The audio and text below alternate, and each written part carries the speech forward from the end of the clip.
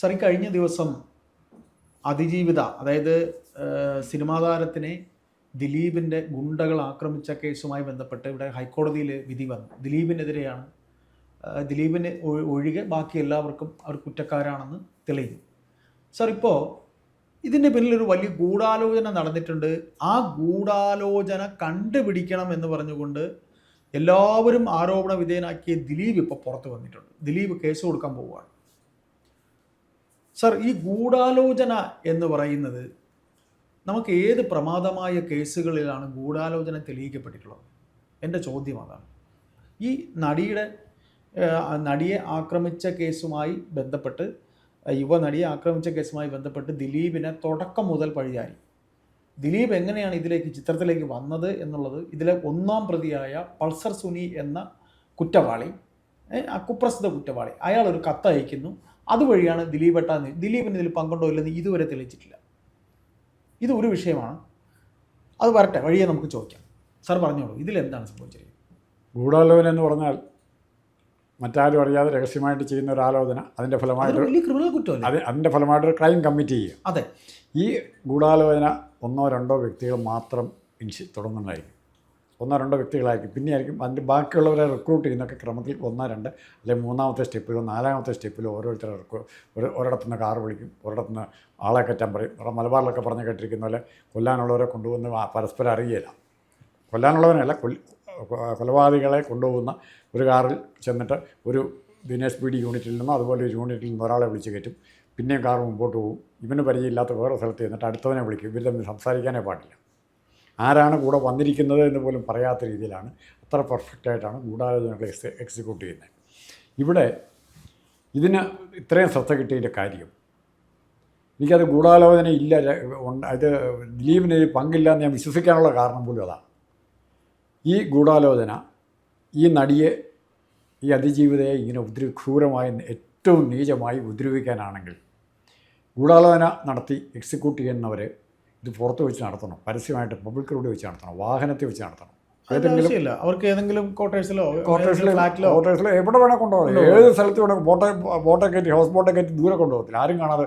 ഇതെല്ലാവരും കാങ്ക ഉണ്ടാവുകയും ലാലിനെ പോലെ കേരളം അറിയപ്പെടുന്ന മറ്റൊരു നടൻ്റെ വീട്ടിൽ നിർത്തുകയും അതിൻ്റെ മുമ്പിൽ കൊണ്ട് നിർത്തി അവിടെ തന്നെ അവർക്ക് ഓടി അങ്ങോട്ടാണ് കയറിയതവൾ. അതെങ്ങനെ സാധിച്ചേ? അപ്പോൾ ഗൂഢാലോചന നടത്തിയത് ആരാണെന്നറിയണമെങ്കിൽ, ഇപ്പോൾ കഴിഞ്ഞ ദിവസം നമ്മൾ ചർച്ചയിൽ പറഞ്ഞു, ഇത് ആ എഴുത്തൊരു നിർണായക ഘടകമാണ്. ഈ എഴുത്ത് ഇവനെ കൊണ്ട് എഴുതിച്ച സുനിയെ കൊണ്ട്, അവന് എഴുത്ത് വായന അറിയത്തില്ല, ശരിക്കും മലയാളം എഴുതാൻ പോലും അറിയത്തില്ലാത്തതെന്നാണ് സഹതടവുകാർ പറയുന്നത്. ഇവൻ ഈ എഴുത്ത് ആരെഴുതി കൊടുത്തു? അതിനാരും ജയിലിൽ സൗകര്യം ചെയ്ത് കൊടുത്തു? അങ്ങനെ ഒരു പ്രൊഫഷൻ ജയിലിലുണ്ടായിരുന്നു.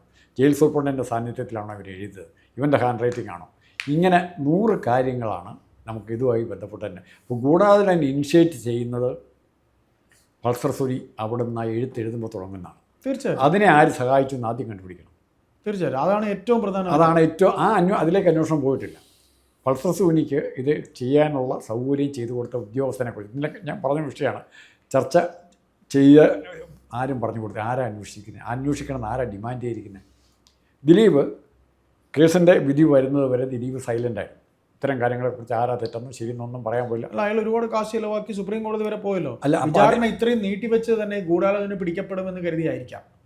വിചാരണ നീട്ടിവെച്ച് അത് വിചാരണ ഇപ്പോൾ എങ്ങനെ ദിലീപിൻ്റെ പേര് ഇതിലേക്ക് ആര് കൊണ്ടുവന്നു, എങ്ങനെ കൊണ്ടുവന്നു?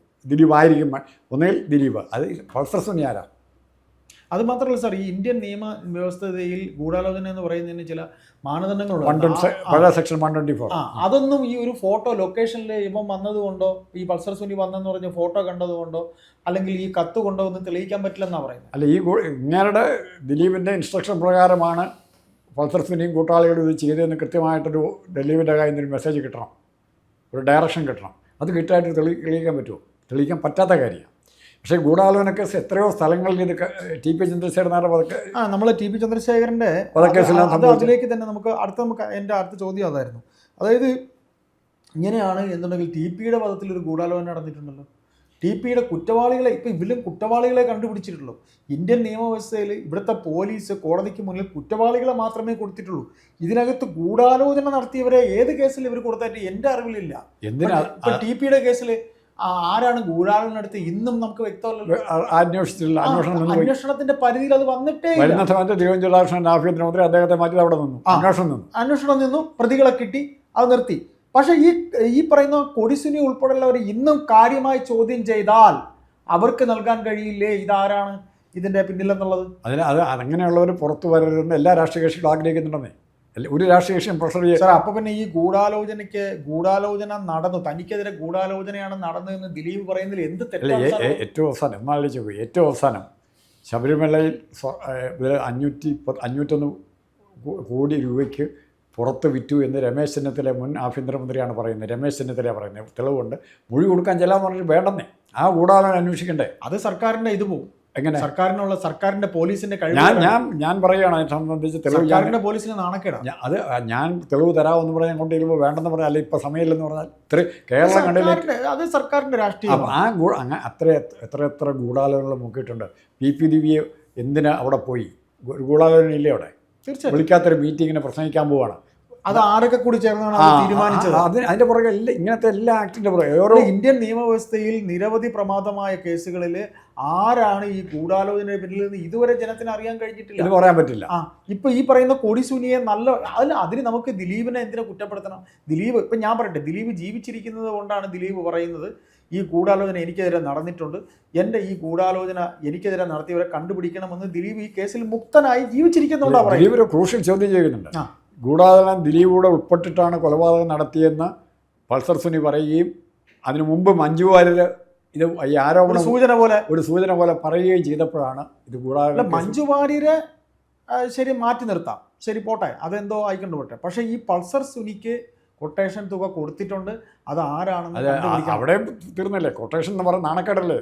ഒരു 3 കോടി രൂപയുടെ കൊട്ടേഷൻ. ദിലീപ് ഒരിക്കലും സാറ് തുടക്കത്തിൽ പറഞ്ഞ പോലെ ഇങ്ങനെ കാശ് കൊടുത്ത് പകൽവെട്ടത്തിൽ ഇങ്ങനെ ഒരു മണ്ടത്തരം ദിലീപ് കാണിക്കുമെന്ന് സാധാരണക്കാരന് വിശ്വസിക്കാൻ ബുദ്ധിമുട്ടാണ്.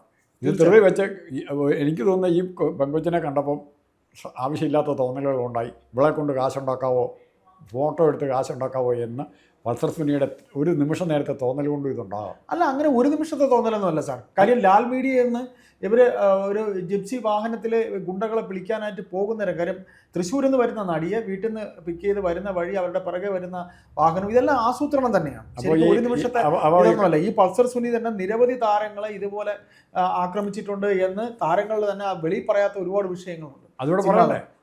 അതുകൂടെ അന്വേഷിക്കണ്ടേ? അപ്പോൾ ഇതിൽ നമുക്ക് പറയാനുള്ളത്, ഈ പറയുന്ന കാര്യത്തിൽ സർക്കാർ പ്രോസിക്യൂഷൻ പിന്നെ വളരെ വീരവാദം മുഴക്കുമ്പോൾ, ഇപ്പോൾ ദിലീപിൻ്റെ കേസിൽ ദിലീപിനെ വിട്ടു എന്ന് പറയുമ്പോഴും ദിലീപ് പറയുന്നു ഇതിനകത്ത് ഗൂഢാലോചനയുണ്ട്, അത് കണ്ടുപിടിക്കണമെന്ന്. അതുപോലെ ദിലീപ് ഇത് പറയുന്ന പോലെ തന്നെ പൊതുസമൂഹത്തിൻ്റെ ചോദ്യം നിരവധി ചോദ്യങ്ങളുള്ള പ്രമാദമായ പല കേസുകളും ഇവിടെയുണ്ട്. രാഷ്ട്രീയ ഇപ്പോൾ സാറ് പറഞ്ഞാൽ ഒരു വലിയ വസ്തുതയുണ്ട്. പൾസർ സുനി ഇതിനു മുമ്പ് ഇത് ചെയ്തിട്ടുണ്ട്. ആ അന്വേഷണം നടക്കുന്നുണ്ട്. അന്വേഷണം നടക്കുന്നില്ല. മറിച്ച് രാഹുൽ മാങ്കൂട്ടത്തിന്റെ കാര്യത്തിൽ LKG പഠിച്ചിരുന്നപ്പോൾ തൊട്ടല്ലേ അവിടെ അന്വേഷണം നടക്കുക. ഏത് പരാതി അന്വേഷിക്കും? രാഹുൽ മാങ്കൂട്ടം വിഷയം എന്ന് പറയുന്നത് രാഷ്ട്രീയമാണ്, പൊളിറ്റിക്കലി അത് ചെയ്യുന്നത് ക്രൈം ഒന്നല്ലേ? എന്തുകൊണ്ട് ഇനിഷ്യേറ്റ് ചെയ്യുന്നുള്ളതാണ് ഞാൻ പറഞ്ഞത്. രാഷ്ട്രീയമായിട്ട് എന്ത് നേട്ടമാണ് തങ്ങൾക്ക് പൊളിറ്റിക്കൽ മൈലേജ് നോക്കി മാത്രം ഇപ്പൊ നടിയെ ആക്രമിച്ച കേസിൽ പൊളിറ്റിക്കൽ മൈലേജ് വരുന്നില്ല. കാര്യം ദിലീപ് ഒരു പാർട്ടിയുടെ അംഗമല്ല. നടിയെ ഞങ്ങൾ ഇപ്പോഴും അതിജീവിതയ്ക്കൊപ്പമാണ്. ശരിയാണ്, കേരള സമൂഹം. അതുപോലെ സാർ, ഇതിൽ ഒരു ചോദ്യങ്ങൾ നമുക്ക് ചോദിക്കാതെ, വിഷയം ഗൂഢാലോചനയാണ് എന്നുണ്ടെങ്കിലും ഇവിടെ ഈ ബാക്കി നടിമാരൊക്കെ ഇവിടെ പോയി?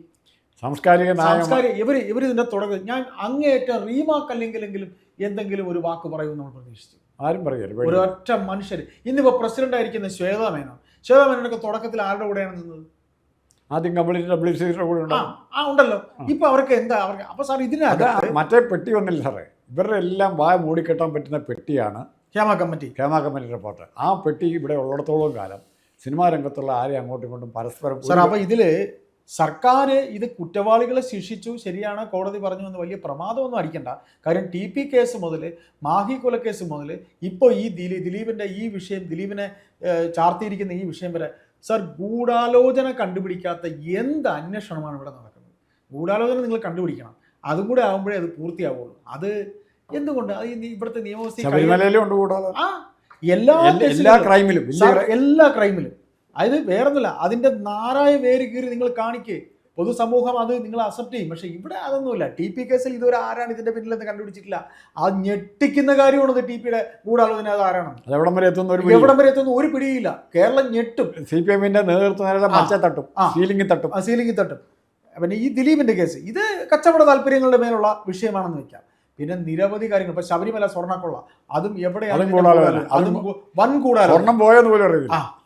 ഏതായാലും ഗൂഢാലോചനയിൽ ആരൊക്കെ ഉണ്ട് എന്ന് കണ്ടുപിടിക്കാൻ കഴിയാത്ത നിരവധി കേസുകൾ നമ്മുടെ മുന്നിൽ നിൽക്കുമ്പോൾ എന്തുകൊണ്ട് ദിലീപിന് അത് ആവശ്യപ്പെട്ടുകൂടാ എന്ന് ഇവിടെ ആർക്കും ചോദിക്കാൻ പറ്റത്തില്ല. ദിലീപ് ചോദിക്കട്ടെ, അയാളുടെ വശം തെളിയട്ടെ. ദിലീപ് അന്വേഷിക്കണം എന്ന് പറഞ്ഞാൽ ദിലീപ് ധിക്കാരം കാണിച്ചെന്നാ പറയാം. അതെ, എന്ന് വെച്ചാൽ അയാളുടെ നടന്ന രീതിയിൽ 8 കൊല്ലമാണ് അയാളുടെ പോയത്. അതിന്റെ ഫലം ചോദിക്കും. നമ്മൾ ദിലീപിന്റെ വശം ഇതിൻ്റെ അകത്ത് നഷ്ടം പറ്റി എന്ന് പറയാൻ 2 പേരേ ഉള്ളൂ.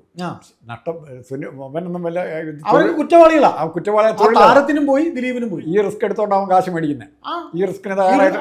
പക്ഷെ മറിച്ച് നഷ്ടം പറ്റി 2 പേരെന്ന് ഞാൻ പറയുന്നത്, ഒന്ന് ദിലീപ്, ഒന്ന് അതിജീവിത. ഈ 2 പേർക്ക് മാത്രമേ ഇവരെ വെച്ച് ആ പെൺകുട്ടിയോട് നിൽക്കുന്നു എന്ന് പറയുന്നതിൽ ആത്മാർത്ഥത ഉണ്ടെങ്കിൽ ഈ 2 പേരെ ഗൂഢാലോചന കണ്ടുപിടിക്കാനാണ്. ഈ 2 പേരെ വെച്ച് കച്ചവടം ചെയ്യാൻ വേണ്ടി മാത്രം കളിക്കുന്ന കച്ചവട കണ്ണുള്ള ആൾക്കാരാണ് ഇതിൻ്റെ 2 കൂട്ടരെയും പുറകെ.